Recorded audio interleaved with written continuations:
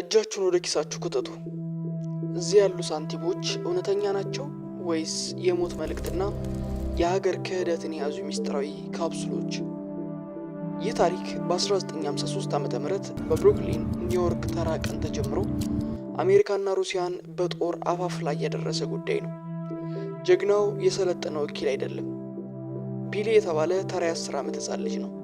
የእሱ የማወቅ ጉጉት ብቻ ትልቁን የሩሲያ የስለላ አውታር አጋልጧል። ራሱን ሕይወት አደጋ ላይ እንዲጥል ያደረገበት ምዕራፍ ከፍቷል። ብሩክሊን ኒውዮርክ ቀዝቃዛው ጦርነት በከፍተኛ ደረጃ የተፋፋመበት ወቅት ላይ ነበር። ቢሊ የ10 ዓመት ሕፃን ልጅ ነው። ከጋዜጣ ሽያጭ የተረፈውን ሳንቲም እየቆጠረ ነበር። በድንገት አንድ አዲስ የሚያብረቀርቅ ኒኬል ከሳንቲሙ መሃል አገኘ። ልጁ በቅጽበት ተደነቀ። ሳንቲሙን ክብደቱ እጅግ በጣም ቀላል ሆኖ ነበር ያገኘው። ሊሰማው የሚገባው የብረት ክብደት ጠፍቶበታል። ይህ ምናልባት የተጭበረበረ ሊሆን ይችላል ብሎ አስቦ ነበር። ቢሊ ሳንቲሙን ለጓደኞቹ ለማሳየት እየሞከረ እያለ ወለሉ ላይ ድንገት ወደቀ። ድምፁ እንደ ሳንቲም አልነበረም፣ እንደ ተሰበረ ብርጭቆ ነበር። ከፈረሰው ኒኬል ውስጥ ግን ገንዘብ አልወጣም። የወጣው በጥቅል የታሸገ እጅግ ትንሽዬ ፊልም ነበር።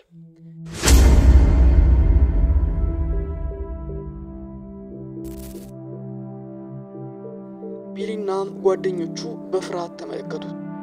ይህ የልጆች ቀልድ እንዳልሆነ ያወቁት ወዲያውኑ ነበር። በአሜሪካ የጎዳና ላይ ተገኝቶ የማይታወቅ ሚስጥራዊ ሰላይ ምርመራ በጥቅሉ የያዘ ሚስጥር የያዘ ሰነድና ፊልም ተገኘ። ፖሊስ በጥንቃቄ የተሰበረውን ኒኬል የተጠቀለለውን ፊልም ወደ ኤፍቢአይ ዋና መስሪያ ቤት ላከው። ምርመራውን የመሩት ወኪሎች ፊልሙን ሲያዩት ደነገጡ። መልእክቱ በልዩ ቴክኖሎጂ በማይክሮዶት የቀረበ ነበር። ይህም ማለት ሙሉ ገጽ ያለው መልእክት ወደ አንድ ትንሽዬ ነጥብ ተቀንሷል ማለት ነው። የኤፍቢአይ የሚስጥር ኮድ ፈቲዎች መልእክቱን ለመግለጥ ለሳምንታት ያክል ታገሉ። በስተመጨረሻ ሲፈቱት ይዘቱ በሩሲያኛ የተጻፈ ጽሑፍ ነበር። በሚቀጥለው ቀጠሮ ላይ ለትክክለኛው የስልክ ቁጥር መረጃ አቀርብልሃለሁ የሚል ግልጽ የሆነ የሰላዮች መመሪያ የያዘ ሩሲያኛ ጽሑፍ የያዘ ነበር።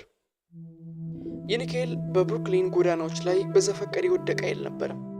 ለዋና የሩሲያ ሰላይ የተላከ ወሳኝ የሥራ መመሪያ ነበር። ኤፍቢአይ ወዲያውኑ በኒውዮርክ ከተማ አዳኝ ውሻዎችን ለቀቀ። የሆሎ ኒኬል የሚል ስያሜ የተሰኘ ጉዳዮችን ሲመረምርበት የቆየ ለዓመታት ሳይፈታ ተንጠልጥሎ የቀረ ጉዳይ ሆነ። ሰላዩ ማን ነው? መልእክቱ ለማን ተላከ? ለምንስ ተላከ? የሚሉ ጥያቄዎች ከዚህ የኒኬል ሳንቲም ጋር ተያይዞ ለዓመታት ኤፍቢአይ ሲመራመርበት የቆየ ጉዳይ ሆነ።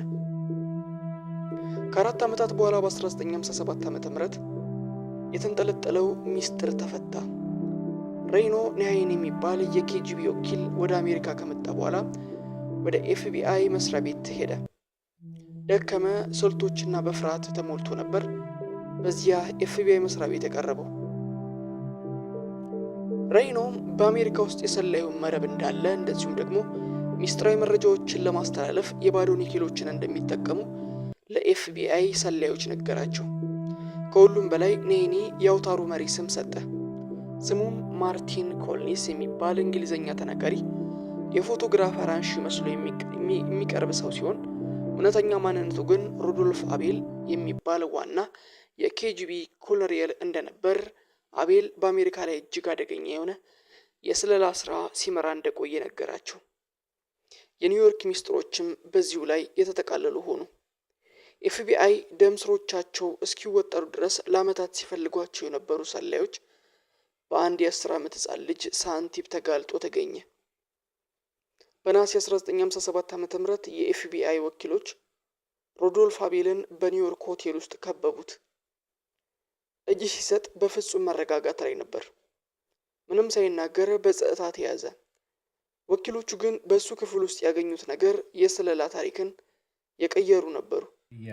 የውሸት ሰዓቶች፣ ሚስጥራዊ ኮዶችን የያዙ መጽሐፎችና ደብተሮች፣ እንደዚሁም የማይክሮዶት ካሜራዎችን ጨምሮ ሌሎችም አደገኛ መሳሪያዎች በዚህ የሩሲያ ሰላይ ቤት ውስጥ ተገኙ። አቤል በሰላይነት ጥፋተኛ ሆኖ በ30 ዓመታት ጽኑ እስራት በአሜሪካ ፍርድ ቤት ተበየነበት። ነገር ግን የዚህ ታሪክ ድራማዊ ፍጻሜ የዓለምን ታሪክ ቀይሯል። 5 ዓመት ከታሰረ በኋላ በ1962 ዓ.ም በታሪካዊው ግሌን ኬይ ድልድይ ላይ የአሜሪካ የጦር አብራሪ ፍራንሲስ ፓውሰን ለመመለስ በጥቅም ላይ ዋለ።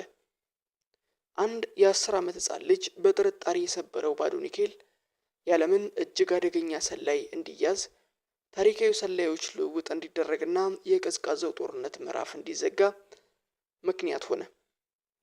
በሚቀጥለው ጊዜ አንዲት ትንሽ ሳንቲም ስታገኙ ይህንን ታሪክ እንድታስታውሱት በዚህ አገላለጽና አቀራረብ በጂኤምሲዲ ላይ ይዘንላችሁ ቀረብን። ለቻናላችን አዲስ ከሆናችሁ ሰብስክራይብ፣ እንደዚሁም ቪዲዮ ላይክ በማድረግ ለብዙዎች እንድታደርሱ እየጋበዝን እኛም በዚሁ ተሰናበትን።